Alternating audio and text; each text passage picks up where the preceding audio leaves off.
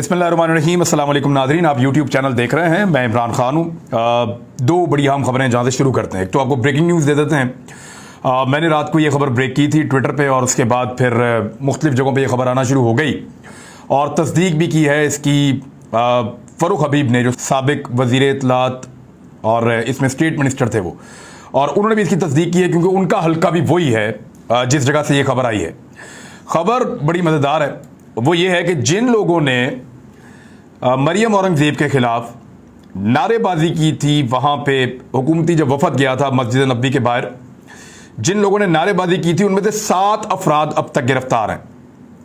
उन 7 अफराद में से 2 आदमियों के बारे में बड़ी ख़ास खबर आई। अब मुबैना तौर पे ये बंदे कौन हैं, ज़रा मैं आपको इनके नाम बता देता हूँ।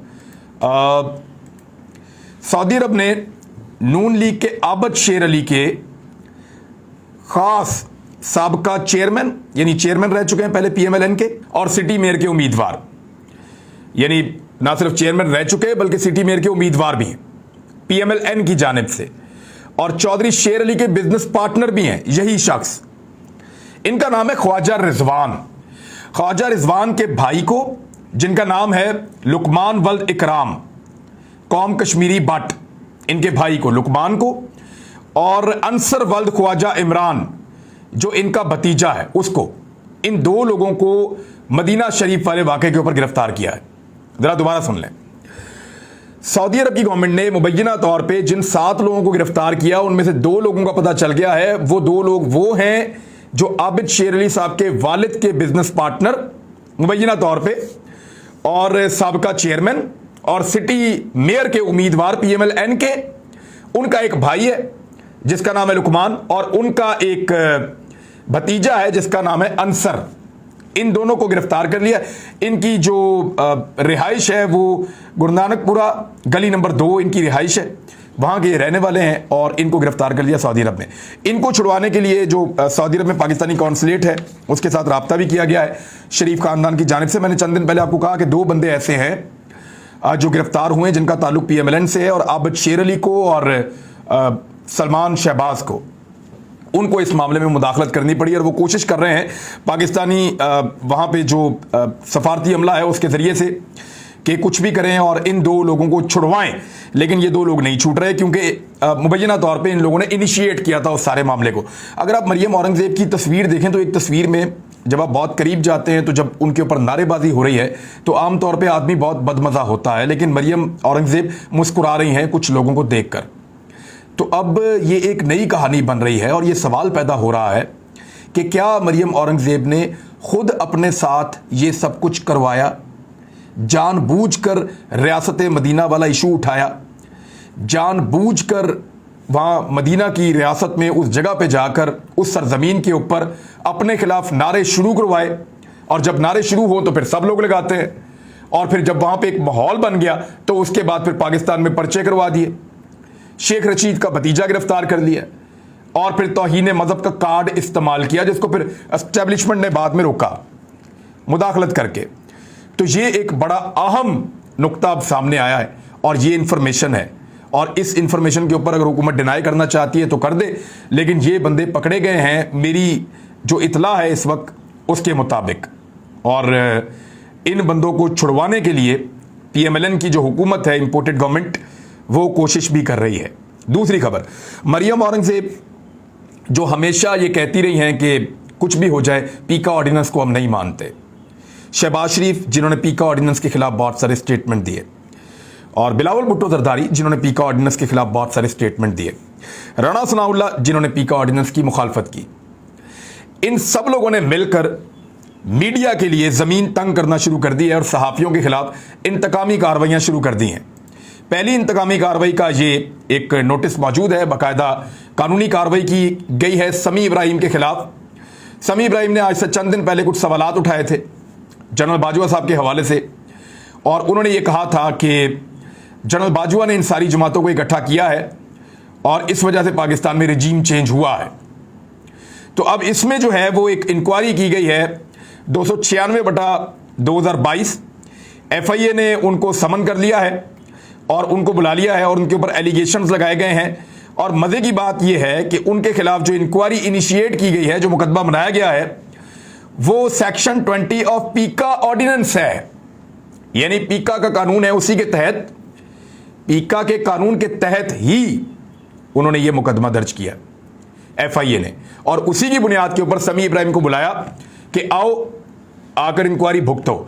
और इल्जामात क्या लगाए हैं?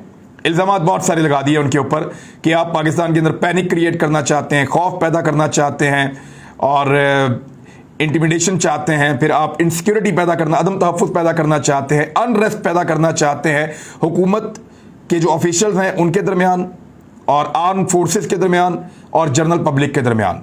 तो आपने जो बात आपने अपने वीलॉग में कही या जो बात आपने कही उससे ये नुकसान हुआ है, आए ज़रा आके अब एफआईए को जवाब दें। तो एफआईए की पहली कार्रवाई इस हुकूमत ने 1 महीना भी नहीं हुआ अभी इनको आए हुए, इन्होंने इनिशिएट कर दी है। अब देखना यह है कि सहाफ़त की आज़ादी के लिए जो लोग कल तक नारे लगाते थे वो लोग अब क्या कहेंगे। अच्छा, यहां समी इब्राहिम ने कुछ सवालात उठाए, उन्होंने तो सवालात उठाए हैं, लेकिन मरियम नवाज ने क्या कहा? मरियम नवाज ने तो डायरेक्टली मिलिट्री के एक सर्विंग जनरल के ऊपर संगीन तरीन इल्जामात लगा दिए हैं। अब इमरान खान के दौरे हुकूमत में नवाज शरीफ ने जनरल बाजवा को डायरेक्टली इल्जामात लगाए कि आपको जवाब देना पड़ेगा, आपने ये किया, आपने वो किया, संगीन तरीन इल्जामात लगाए कि आप लोगों ने बगावत और गद्दारी कर दी है पाकिस्तान के साथ, इस किस्म का तासुर बना दिया पाकिस्तान में जनरल बाजवा और जनरल फैज के खिलाफ।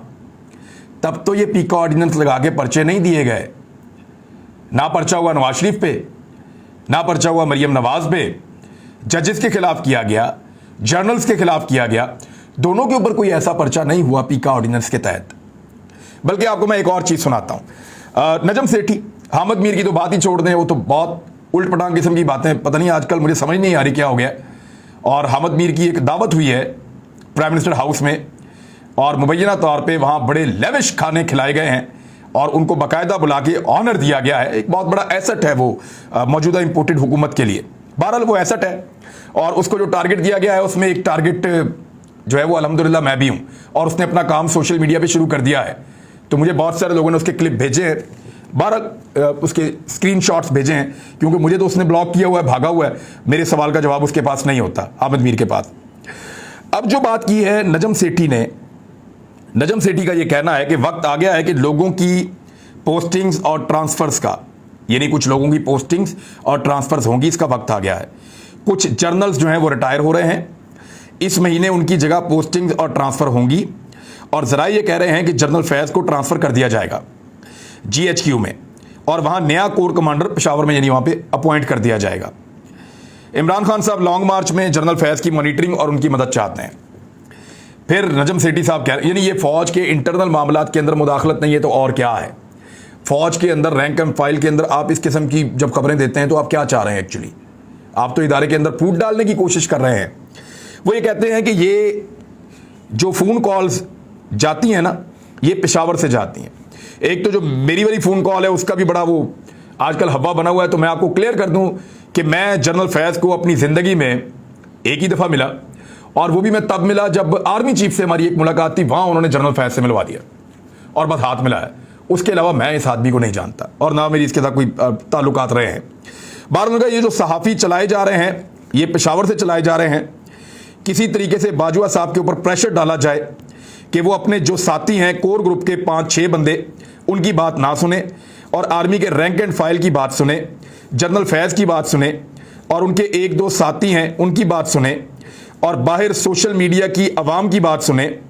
इसीलिए बाजवा साहब पर सोशल मीडिया पर फोकस्ड अटैक आ रही है। अब ये नजम सेठी ने क्या कहा, जो लोग जानते हैं इदारों में, जिनको आइडिया है क्या कॉन्सिक्वेंसेस होते हैं इस तरह के अल्फाज के, और ये अल्फाज क्या कह रहे हैं, इसके नताइज क्या होते हैं और कानून का कौन सा सेक्शन इसके ऊपर लगता है, सारे बेहतर तरीके से जानते हैं।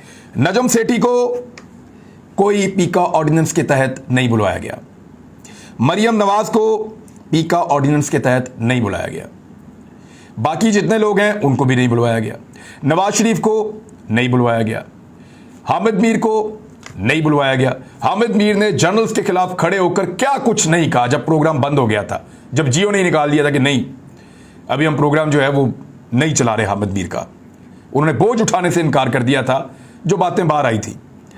बहरहाल हामिद मीर ने इल्ज़ाम उसका फौज के ऊपर लगाया था उस दौर में। और बाद में उन्होंने कहा नहीं फौज नहीं, इमरान खान है। यानी पहले उन्होंने कहा जी इमरान खान नहीं है, ये और लोग हैं, फौज की तरफ इशारा करता था। बाद में फिर अहमद मीर ने कहा नहीं ये इमरान खान ही है। जब सुलह हो गई, माफ़ी तलाफी हो गई, माफ़ी मांग ली, पाँव में गिर गए, तो तब उसने अपना वाकिफ अहमद मीर ने बदल लिया था। तो अहमद मीर जो कुछ कह रहा है उसको भी कोई नोटिस नहीं जा रहा। नोटिस आ रहा है समी इब्राहिम को, और नोटिस और लोगों के लिए भी तैयार हो रहे हैं। मेरी इत्तला के मुताबिक उनको फिक्स किया जाएगा। कुछ सहाफ़ियों को फैंटी लगाने का भी इरादा है हुकूमत का, और उसके लिए जत्थे तैयार किए जा रहे हैं। और जो एक मुझे आज इंफॉर्मेशन मिली उसके मुताबिक मॉब इकट्ठा होगा, और मॉब की आड़ में कुछ लोग बीच में शामिल किए जाएंगे, और उनके ज़रिए से सहाफ़ियों के ऊपर हमला किया जाएगा और उनको मारा जाएगा।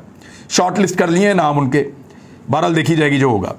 अब ये खबर आप देख लें कि पीका ऑर्डिनेंस की मुखालफत करने वाले खुद उनकी FIA पहले तो एप्लीकेशन लेकर पीका ऑर्डिनेंस के लिए चली गई, बाद में हुकूमत ने कहा जी हमें पता ही नहीं था। जब मीडिया में उसके ऊपर तनकीद हुई तो ये तो इनकी हालत है, और हालत बहुत पतली है। इस हुकूमत के आने के बाद 4 बड़े अहम लोग या तो हटा दिए गए उनके ओहदों से जिन्होंने बड़ा शानदार काम किया था, या वो रेजिग्नेशन देकर चले गए हैं। इनमें FBR के जो चीफ हैं उन्होंने ऑल टाइम पाकिस्तान के अंदर जो टैक्स कलेक्शन किया वो बड़ी शानदार की, सब उनकी तारीफें कर रहे थे, लेकिन उसके बावजूद इन्होंने हटा दिया। स्टेट बैंक ऑफ पाकिस्तान के गवर्नर हैं, उन्होंने एक्सीलेंट हैंडलिंग की थी कोविड के दौरान भी, और बहुत सारे मामलात में मॉडर्न इनिशिएटिव्स लिए थे, उनको भी हटा दिया। और PTV के MD उन्होंने रिजाइन कर दिया, हालांकि वो इसको PTV को लेकर आए और ये मुनाफे में जा रहा है। अब चेयरमैन बापडा उन्होंने बहुत ज़बरदस्त काम किया। इमरान खान साहब ने उनको एक्सटेंशन दी थी दोबारा काम करने के लिए। बहुत शानदार आदमी थे, उन्होंने कहा इस हुकूमत के साथ मैं काम नहीं कर सकता, वो भी छोड़कर चले गए हैं। तो लोग बहुत मायूस हैं, लोग इस हुकूमत के साथ काम नहीं करना चाहते। दूसरी जानिब महंगाई का एक बहुत बड़ा तूफान है, और कोई इसके ऊपर बात नहीं कर रहा, कोई माइक लेकर बाहर नहीं निकलता। आटे और यूटिलिटी स्टोर्स पर मुख्तलिफ अशिया की कीमतों में बहुत ज़्यादा इजाफा हो गया है। फ्लोर मिल्स जो हैं उन्होंने आटे की कीमत में इजाफा कर दिया है।